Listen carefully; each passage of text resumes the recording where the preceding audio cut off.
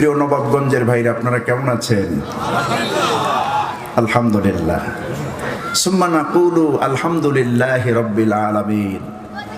আমাদেরকে বলতেই হয় যাবতীয় প্রশংসা বলতে যা বোঝায় সবটুকুন কেবলমাত্র শুধুমাত্র আল্লাহ রাব্বুল আলামিনের জন্য, ঠিক না? যিনি আমাদেরকে সুস্থ রেখেছেন, ভালো রেখেছেন। আজকে এই প্রোগ্রামে আমি গুনাহগার যোগ দিতে পেরে, আসতে পেরে অনেক খুশি। কারণ এই নবাবগঞ্জ, এখানে আলো বায়ু আমার জীবনের একটি অংশ। 2004 এবং 2005 এখানে আমি পড়াশোনা করেছি। এখানে যখন আমি ভর্তি হয়েছি তখন কেঁদেছি, কেমনে থাকবো। কিন্তু এখান থেকে যখন গিয়েছি বিদায় হয়ে, তখনও কেঁদেছি, এই মায়া কেমনে ভুলবো। তখন আমি ছোট্ট ছিলাম, আরো 20 বছর আগের কথা। এই মাদ্রাসার মরহুম সুপার সাহেব হুজুর অত্যন্ত আমাকে স্নেহ করতেন, ভালোবাসতেন। আমার ওস্তাদ বসে আছেন সামনে, ওনারা আমাকে খুব স্নেহ করতেন, ভালোবাসতেন, এখনো ভালোবাসেন। আর আপনারা আমাকে মহব্বত করেন। এই যে 16 আছে না, নাম শুনছেন না? 16 মাহফিল আছে আমার আগামী মাসের 21 তারিখ। এই সমস্ত জায়গায় ছাত্র জীবনে বয়ান করার সুযোগ আল্লাহ করে দিয়েছেন। তো আজকে তার পূর্ণতা হলো, আলহামদুলিল্লাহ। কারণ আমার সব পছন্দের মানুষগুলি, মহব্বতের মানুষগুলি আমি কাছে পেয়েছি। সময়টা কেন যেন খুব দ্রুত চলে যাচ্ছে। আমি আজকে কোরআনের কথা বলবো দোয়া নেওয়ার সুযোগে। আল্লাহ তৌফিক দেন, আমরা বলি আমিন। প্যান্ডেল যতটুকুন করেছেন ভরে গেছে। সনি ভাই আছেন কি? একটু জায়গা এখানে যদি একটু কিছু বিছানো যায়, বিছিয়ে দিলে পিছনের বাইরে অনেক দাঁড়িয়ে আছে, আরো লোক আসবে ইনশাআল্লাহ।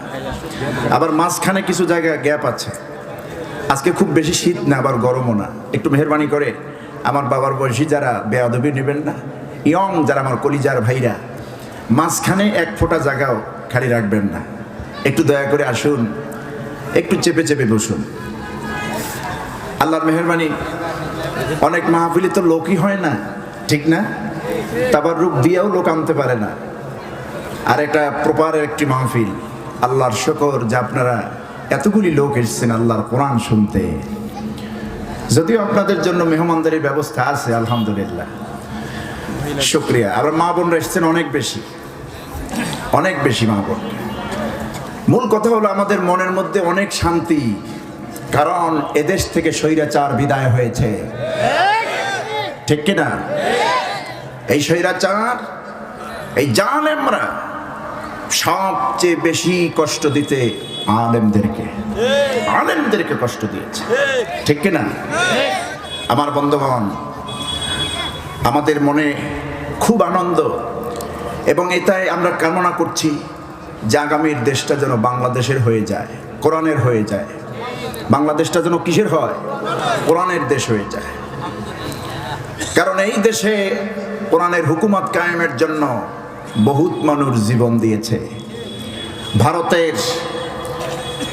ভারতের নিন্দনীয় পরিকল্পনায় আমার কোরআনের পাখি আল্লামা সাঈদীকে তারা হত্যা করেছে, ঠিক কিনা? ওরা মনে করছিল সাঈদীরে এক সাঈদী বিদায় দিলে বাংলাদেশের ইসলামের আলোটা নিভে যাবে। কথা বুঝতেছেন?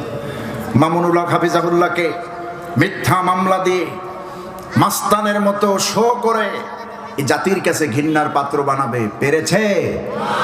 কারণ এদেশ মুসলমানদের, আলেমদেরকে প্রত্যেকটা মুসলমান চোখের মণি মনে করে, চোখের মণি মনে করে। না খাইয়া আলেমদেরকে খাওয়ায়, হুজুরদেরকে পছন্দ করে। আরে ভাই, সারা বাংলাদেশে বিচরণ করার সুযোগ আল্লাহ দিয়েছেন। কি মহব্বত করেন আলেমদেরকে মানুষ। একজন সাঈদীর ফাঁসির রায় প্রায় 10 শতাধিক দিনের মুজাহিদরা শহীদের নজরানা পেশ করেছে আল্লাহর দরবারে। সাঈদীকে তোমরা মেরে ফেলেছো, কোরআনের আওয়াজ বন্ধ করতে পেরেছো না। আল্লাহ বলছেন এই কোরআনটা আমি নাজিল করেছি, এর সংরক্ষণের হেফাজতের দায়িত্ব আমি আল্লাহ নিজে নিয়েছি। আল্লাহ রাব্বুল আলামিন বলেন, ইন্না নাহনু নাযালনা الذكر وإنا له لحافظون অবশ্য আল্লাহ রাব্বুল আলামিন নিঃসন্দেহে আল্লাহ পাক আমি আল্লাহ পাক এই কোরআনে জিকির আমি নাজিল করেছি বান্দা। এই কোরআন এই জিকির হেফাজতের দায়িত্ব পৃথিবীর কোনো মানুষকে আমি আল্লাহ দেই নাই। কাবা ঘরের খতিবের কাছে ইমামের কাছে দায়িত্ব দেই নাই। বাইতুল মুকাররমের খতিবের কাছে দায়িত্ব দেই নাই।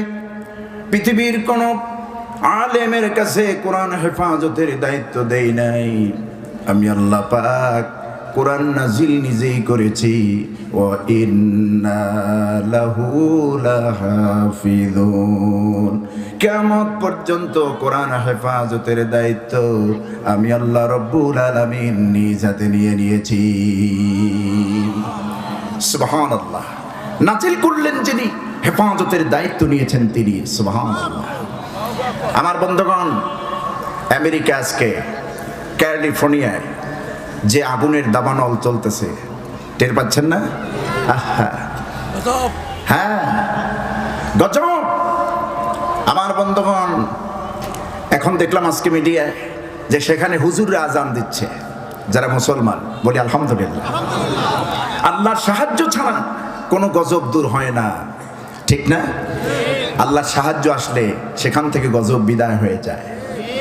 আমার বন্ধুগণ, গোটা জমিন আল্লাহ রাব্বুল আলামিন আল্লাহর কুদরতি চোখের আয়ত্তেই রয়েছে। যেখানে গুনাহ বেশি হয় সেখানে আল্লাহ মুসিবত দিয়ে দেয়, সেখানে মুসিবত দিয়ে দেয়। আমার বাংলাদেশটা দেখুন করোনার সময় কিভাবে আল্লাহ প্রোটেক্ট দিয়েছেন। আলহামদুলিল্লাহ। বিশ্বের বড় বড় ধরাশয়ী রাষ্ট্রগুলি, বড় বড় পরার রাষ্ট্রগুলি, তারা একেবারে বেকার হয়ে পড়েছে করোনার আক্রান্তে, কিন্তু আমার দেশকে আল্লাহ হেফাজত করেছে।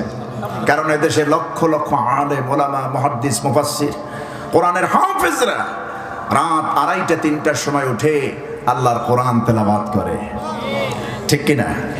সুতরাং এই দেশের উপরে খাস রহমত নাজিল করেন কে? আল্লাহ রাব্বুল আলামিন। আমরাও চাই 56,000 বর্গ মাইলের এই বাংলাদেশ, আমরা স্বাধীনতা দেখেছি 54 বছর 55 বছর পার হয়ে গেছে। এই দেশে এক দল গিয়েছে আর এক দল এসেছে, বহু নেতার নেতৃত্ব দেখেছি, এখন শুধু বাকি আছে কোরআনের নেতৃত্ব। আল্লাহর আইন, সৎ লোকের শাসন এই জমিনে আমরা এখন দেখতে চাই।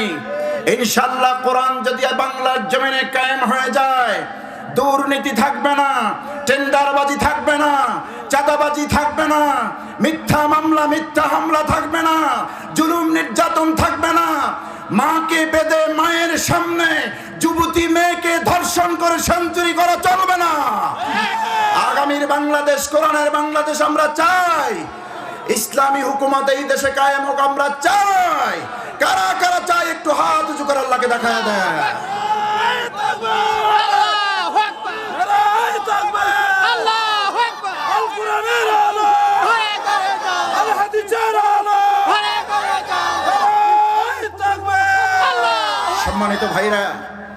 সম্মানিত ভাইরা, মদিনার সনদ দিয়ে চলবে বাংলাদেশ। মানুষ খেয়ে পরে ভালো থাকবে, নিরাপদে থাকবে, ঠিক না?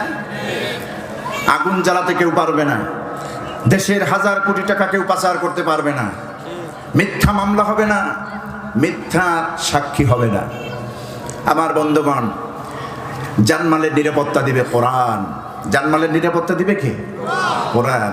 মক্কায় যখন মুহাম্মদ সাল্লাল্লাহু আলাইহি ওয়াসাল্লামের দল ভারী হতেছিল, কালেমা পড়ে দিনের পর দিন মুসলমানের সংখ্যা বেড়েই চলছিল, তখন আবু জেহেলের কাম কি? আবু জেহেল ওই বাড়ির তালিকা করত, ব্যক্তি বংশ তালিকা করে তাদের ব্যবসা স্থাপনা ধ্বংস করে দিত, বাড়িতে আগুন জ্বালায় দিত, তারপরে প্রকাশ্যে দিবালোকে তাদেরকে হ্যস্ত করত।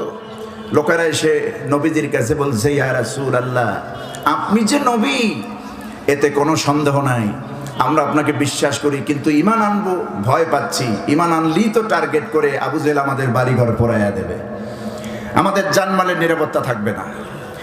আল্লাহ রাব্বুল আলামিন সূরাতুল কুরাইশের ভিতরে আয়াত দিয়ে আল্লাহ পাক তার রাসূলকে জানায় দিলেন, হাবিব ওই কুরাইশদেরকে আপনি বলে দেন ফালিয়াবুদু রাব্ব হাযাল বাইত আল্লাযী আত'আমাহুম মিন জু' ওয়া আমানাহুম মিন খাউফ।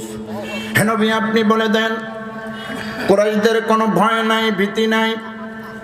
ওরা যদি এই ঘরের রবের ইবাদত করে, ফালিয়াবুদু রাব্ব হাযাল বাইত, আল্লাহ পাক আমরে গায়বের সিগা ব্যবহার করেছেন।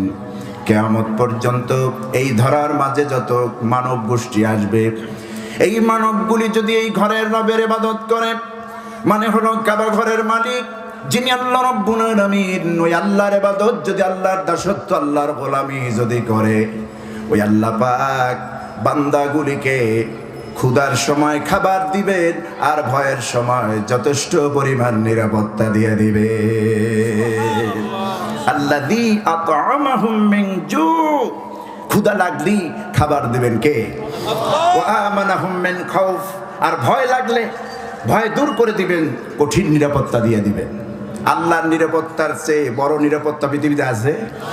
দেখছেন না, এসেছে আহারে 40-45 মিনিট সময় পায় নাই, খাবারের টাইমটাও পায় নাই, দুপুরের লাঞ্চটা ঠিক মতো করতে পারে নাই, পরনে যে সাদা মাটা কাপড় ছিল ওইটা পরেই হেলিকপ্টার উড়ান দেওয়াতে লাগছে, ঠিক না?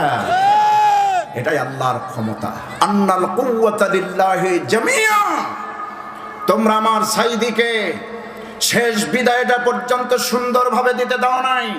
ও আমার ঢাকার নবাবগঞ্জবাসী, আল্লামা সাইদির ইন্তেকালের পর যখন জানাজা হয়েছে পিরোজপুরে, আপনারা অনেকে হয়তো বা গিয়েছেন, আমি প্রথম জানাজায় শরীক হয়েছি, দেখেছি মানুষের ঢল। পুলিশের পক্ষ থেকে, প্রশাসনের পক্ষ থেকে বারবার হুঁশিয়ারি আসছে, তাড়াতাড়ি জানাজা বন্ধ করুন, তাড়াতাড়ি জানাজা শেষ করুন, নইলে গুলি করে দিবে। কথা বুঝতেছেন? এত পাওয়ার, এত ক্ষমতা কই গেল, কোথায় গেল? আমার বন্ধুগণ, আল্লাহ ছাড় দেন, ছেড়ে দেন না।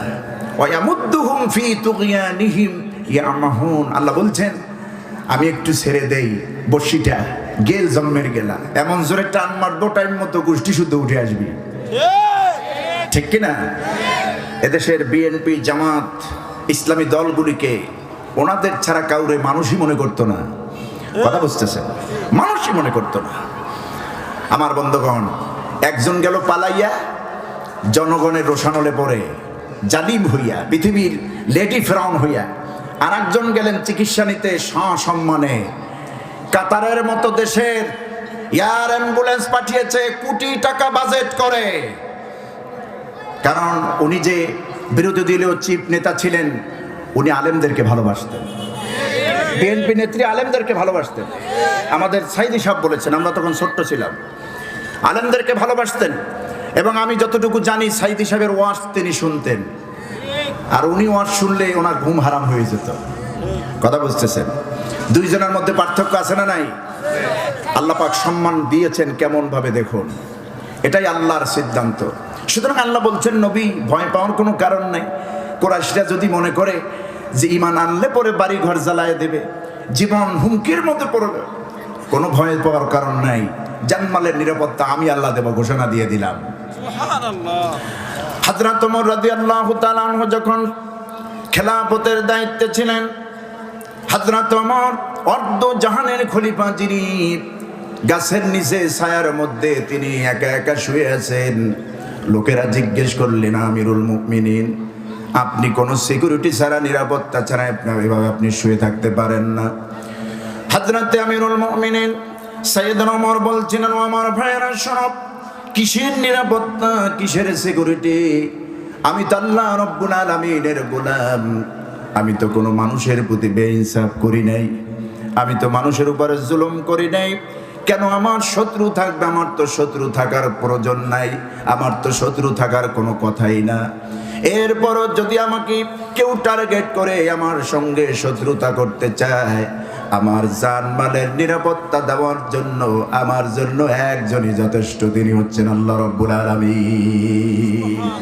সুবহানাল্লাহ, তিনি হচ্ছেন আমার একমাত্র হেফাজতকারী আল্লাহ, ঠিক না? আমাদেরও হেফাজতকারী আল্লাহ রাব্বুল আলামিন। আল্লাহ আমাদেরকে হেফাজত করবেন, আমরা বলি আমিন। সুতরাং কোরআনটা জায়গা মতো যাক, আমরা চাই না? আগামীর বাংলাদেশটা কোরআনের আলোকে হোক, এটাই আমরা চাই।